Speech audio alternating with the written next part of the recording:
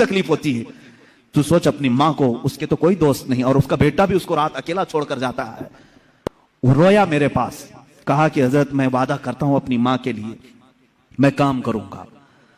मैंने समझाया, दूसरे दिन कहा मैं नौकरी के लिए तलाश में चलता हूं। मुझे वो बात आज भी याद है, तकरीबन 6-7 साल हो गए होंगे। वो नौजवान है अभी भी, वो सुनता भी होगा। उसने कहा अम्मा से मैं कहता हूं मैं नौकरी करता हूं। माँ उस दिन बड़ी खुश हुई, कहा हजरत आपने मेरे बच्चे को सीधे रास्ते पर लाने में बड़ी मेरी मदद की है। बस जिंदगी की एक ही ख्वाहिश रह गई है कि मैं अपने बेटे की कमाई खा लूं। मेरा बेटा कमा करके लाया हो, मैं वो खा लूं। जिंदगी भर लोगों के झूठे बर्तन धो धो करके बच्चे को पाला है, एक बार मेरा बेटा खिलाए मुझे। वो इस आस में रही।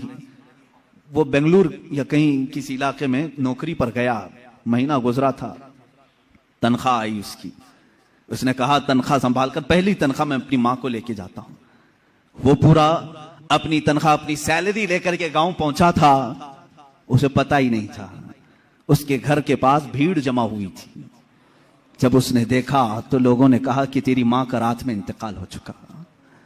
उसने वो पैसों का लिफाफा अपनी माँ के कदमों में रखा। आज तक जब कभी वो मिलता है तो फूट कर रोता है, कहता है मेरी माँ इसी आस में दुनिया से चली गई कि बेटे की एक कमाई खा लूं। लेकिन मुझसे ज्यादा बदनसीब कौन है इस दुनिया में, जो माँ के कमाए हुए झूठे बर्तन को धोए हुए कमाई तो खा लिया, अपने हाथों का एक लुकमा में अपनी बेवा माँ को खिला नहीं सका।